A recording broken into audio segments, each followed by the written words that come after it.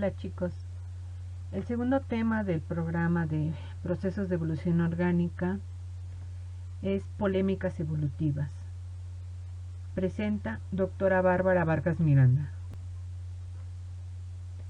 El objetivo de este tema es que el alumno aprenda a identificar cuáles son las polémicas principales en temas evolutivos. Los temas que se van a ver es el origen de la vida, teorías del origen de la vida, creacionismo, fijismo, catastrofismo, generación espontánea, panspermia, teoría del origen físico-químico de la vida y teoría de la burbuja. Origen de la vida. Regularmente el ser humano siempre se ha preguntado cómo se originaron los primeros seres vivos en la Tierra. Es una incógnita que se han buscado muchísimas alternativas para poderla contestar. ¿Cómo surgió la vida? El origen de la vida se han propuesto varias explicaciones para esto. Por un lado está una interpretación sobrenatural, como mitos, lo que es la generación espontánea, o filosófica, religión, por ejemplo, el creacionismo. Pero a su vez también han ocurrido una serie de interpretaciones científicas. Como hipótesis está la panspermia, abiogénesis terrestre o hipótesis de Oparin, la cual a partir de un caldo primordial se formaron células procariontes, dando lugar a células vegetales, células animales y seres pluricelulares. Esta teoría fue demostrada en 1953 por Stanley Miller. Vamos a revisar algunas de las teorías sobre el origen de la vida. Creacionismo, generación espontánea, panspermia, quimiosintética, teoría de la burbuja, la aparición de la vida en la Tierra primitiva, coacervados y microesferas.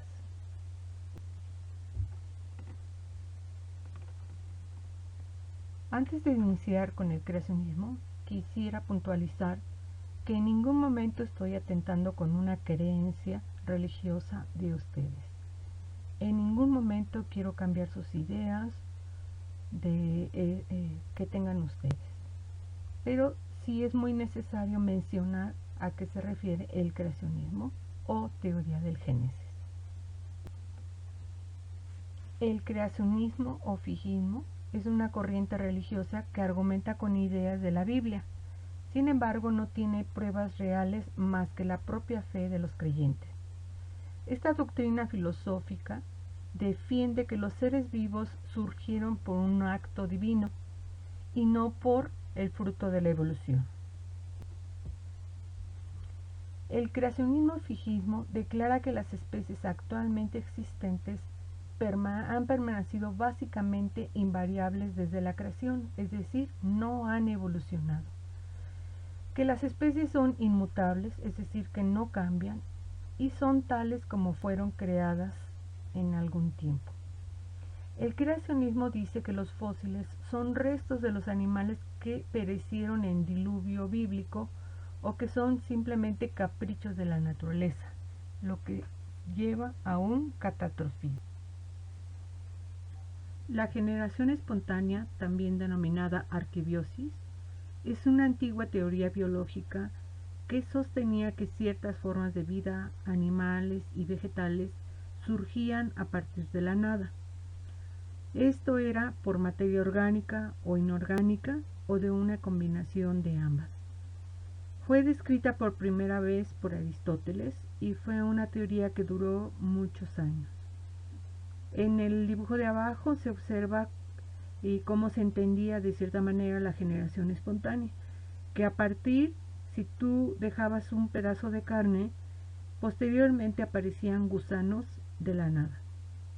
Pero si tú ponías un tapón a ese frasco, no aparecía nada. Pero si ponías una malla, regularmente aparecían las larvas en lo que era la malla. La ley de la generación espontánea quedó descartada de acuerdo a lo que propuso Louis Pasteur. Él demostró definitivamente a mediados del siglo XIX que esta teoría era una falacia. Por lo tanto, él postuló la ley de la biogénesis, que establece que todo ser vivo proviene de otro ser ya existente.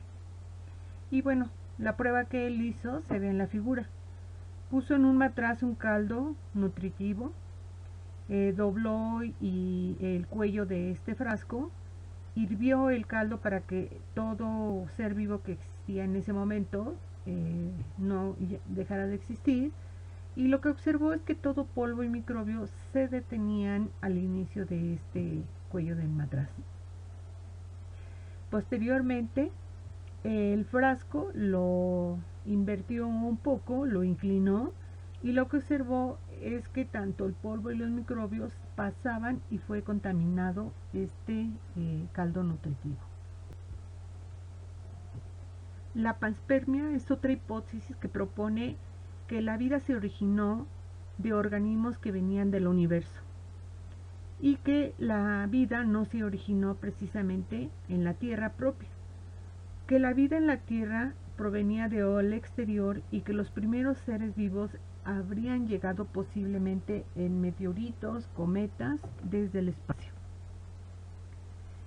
La panspermia dice también que la vida existe en todo el universo, que ésta está distribuida ya sean polvo espacial, meteoritos, asteroides, cometas, planetoides o incluso en las naves espaciales pudieron haber entrado a la Tierra para poblarla.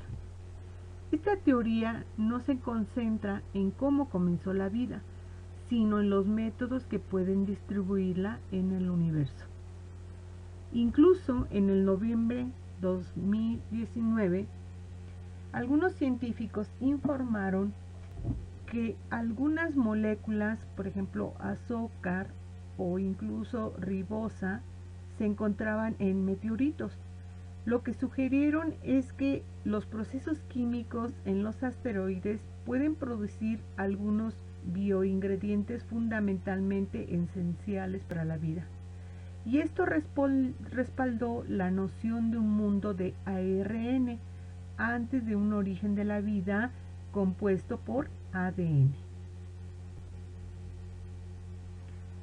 Otra teoría es la quimiosintética, también llamada teoría del origen físico-químico de la vida. Este postula que las moléculas se agrupan formando asociaciones cada vez más complejas a partir de las cuales, luego de algunos años o incluso millones de años, se originarían las primeras células. El experimento que apoya esta ley es el de Miller y Euler, el cual representa el inicio de la abiogénesis experimental y la primera comprobación de cómo se formaron las moléculas orgánicas a partir de sustancias inorgánicas con unas simples condiciones ambientales que las podría originar. Recuerden que abiogénesis es una teoría antigua sobre el nacimiento espontáneo de los seres vivos a partir de materia inorgánica. El experimento que les menciona de Miller y Euler, en este, como se ve en la figura, pudo representar algunas condiciones de la Tierra primitiva, como un océano en ebullición debido al calor que producían en ese momento los volcanes. Asimismo, puso algunos electrodos que representaban constantes descargas eléctricas. Posteriormente, algunos hizo pasar, se producían algunos vapores como en la atmósfera primitiva, y posteriormente, al obtener muestra de esto, se encontraron aminoácidos y algunos otros compuestos disueltos. Como les digo, se encontraron aminoácidos, un carbohidrato, compuestos orgánicos, pero hasta el momento no han obtenido proteínas. Otra teoría sobre el origen de la vida es la de la burbuja, donde dice que las olas del mar que rompen en las costas se crea una espuma compuesta por burbujas. El viento las lleva a la costa y entonces en ellas se puede concentrar moléculas orgánicas en lugares cálidos. En ella se pueden encontrar o concentrar fosfolípidos que prevalecieron en mares prebióticos, como se presentan ahora en las células en la membrana celular. Los datos que se tienen sobre la aparición de la vida en la Tierra son que algunos estudios fósiles de la vida dicen que comenzó hace 4.250 millones de años y que una serie de eventos fueron los que provocaron que se originaron los primeros seres vivos, como cambios ambientales, lo que es el cambio climático, movimiento de placas tectónicas y cambio en la composición de los océanos. Así como la similitud entre los organismos actuales indican de un ancestro común donde divergieron todos los organismos actuales que hoy se conocen.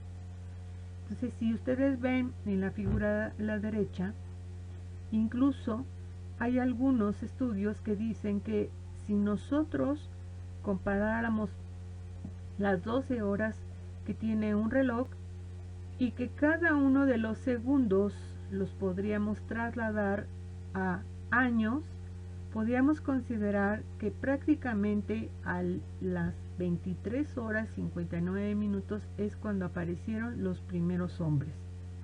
Y así en cada una de las horas con minutos, cuáles fueron la aparición de los grandes organismos y de la diversidad de aquellos organismos que ya extintos y de los que conocemos en la actualidad.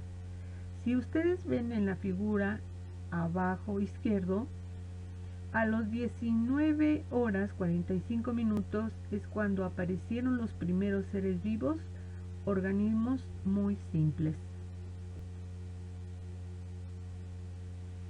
Estas dos figuras muestran nuevamente cómo han pasado miles o millones de años hasta que la Tierra esté ahora como la conocemos nosotros. A partir de un ancestro se originó toda la diversidad que existe en la actualidad, incluso en la figura derecha superior, la gran diversidad de los tres dominios, los bacteria, arquea y eucariota. Este árbol filogenético muestra la divergencia de las especies modernas a partir de un ancestro común. Otra teoría que también es muy considerada sobre el origen de la vida y que puede apoyar de cierta manera cómo surgieron los primeros seres vivos son los coacervados propuestos por Oparin y las microesferas propuestas por Sidney Fox. Los coacervados, como dice aquí, es una unión molecular orgánica rodeada por una película de moléculas de agua.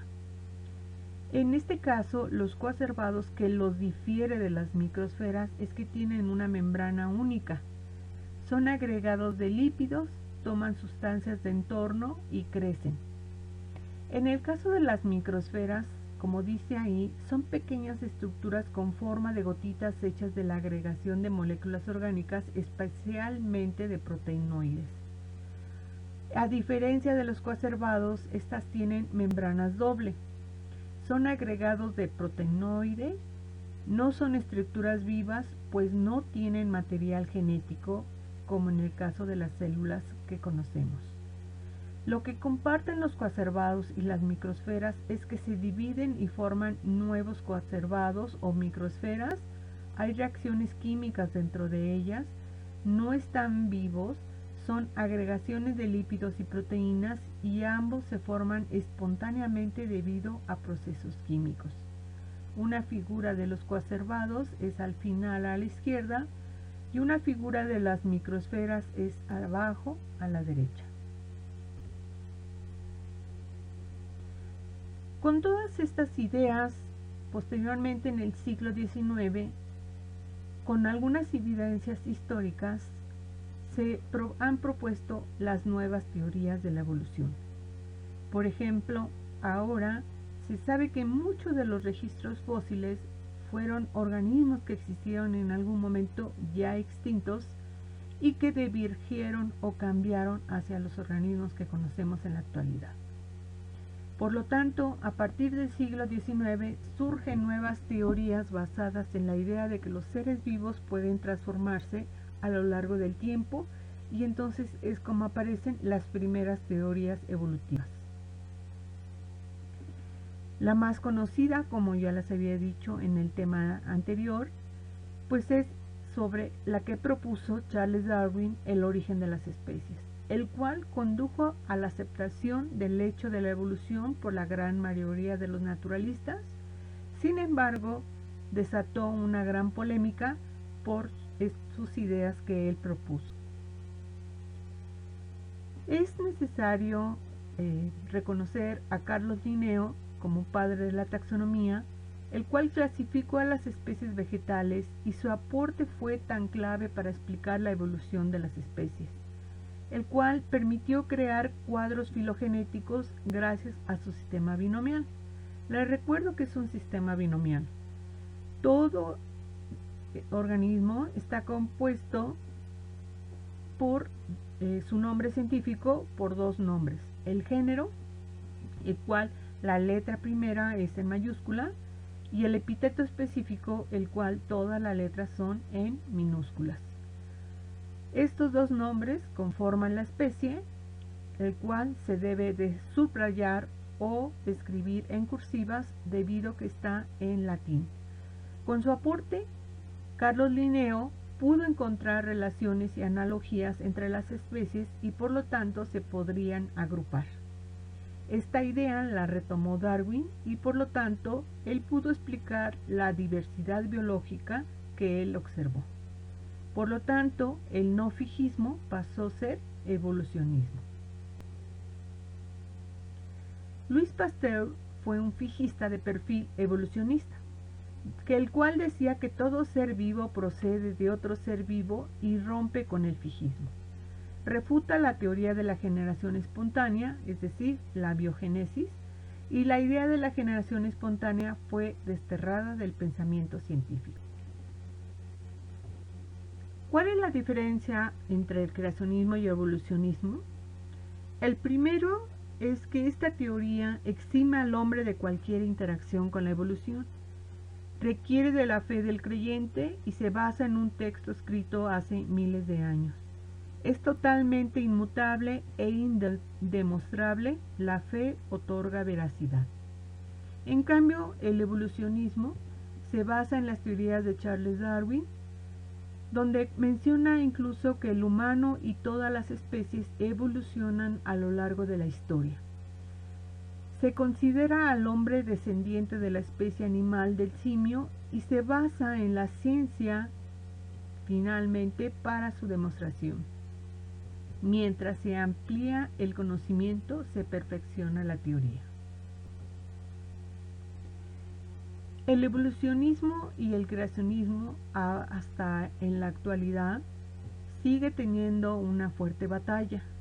Este escrito en el 2014 dice que, lejos de mantenerse anclado en la búsqueda de apoyos únicamente religiosos, los defensores del creacionismo han buscado evidencias en la bioquímica para tratar de usar argumentos científicos en las defensas de su tesis. Por lo que tanto, ellos proponen algo que se llama diseño inteligente, el cual es una idea que sostiene que el origen y la evolución del universo, la vida y el hombre son resultados de acciones racionales emprendidas de forma deliberada por uno o más agentes inteligentes. La vida existe porque alguien o algo decidió crearlo. Bueno, dado todo lo anterior, yo quisiera decirles, con referente a las teorías evolucionistas, pues que es un paradigma. ¿Pero qué es un paradigma? Es un modelo digno de seguir. Es un modelo o teoría de conocimiento aceptado por las comunidades científicas. Si ustedes ven en la primera figura, una persona puede aceptar ideas de otras personas, pero de él depende si son aceptadas sí o no. En la figura de la derecha, esto crea una discusión sobre esas ideas y es de ti aceptarlas sí o no. Por lo tanto, Algunos científicos, incluso al no cambiar sus ideas, propone que no queda nada por ser descubierto en el campo de la física actualmente. Por un ejemplo, todo lo que falta son más medidas y más precisas. Esto es una resistencia al cambio. ¿Cómo nace un paradigma? Bueno, aquí les pongo un ejemplo. Dice que un grupo de científicos colocó 5 monos en una jaula en cuyo centro colocaron una escalera y sobre ella un montón de bananas. Cuando uno de estos monos subió a la escalera para agarrar estas bananas, los científicos observaron que al lanzarles un chorro de agua fría sobre lo que se quedaban en el suelo, después de un tiempo, cuando un mono iba a subir la escalera, los otros lo agarraban a palos. Pasado algún tiempo más, ningún mono subía la escalera a pesar de la tentación de las bananas. Las fases de la ciencia nos muestran que las ideas, el conocimiento, el progreso se acumula. Se crean soluciones de problema y se aceptan los paradigmas. Pero esos paradigmas pueden ser cambiados con ideas nuevas, con información nueva, y por lo tanto aparecen anomalías y nuevamente nuevos paradigmas. La ciencia revolucionaria es el origen. El cambio de paradigma es una regla antigua que dice que no solo dejan de funcionar, sino que estorban. Un ejemplo de ello en general es cuando surge el Japón como superpotencia económica, una idea muy radicada por muchos años y que posteriormente se dieron cuenta que no era así. Por ejemplo, cae la Unión Soviética. África del Sur elimina las ideas sobre el genocidio. El título universitario ya no garantiza la clase social y la computación ahora es para todos. Ejemplo de paradigmas. Por lo tanto, finalmente, leo esto, intentan enfrentar ciencia y religión, generan una controversia innecesaria. ¿Y tú qué piensas de esto? Gracias.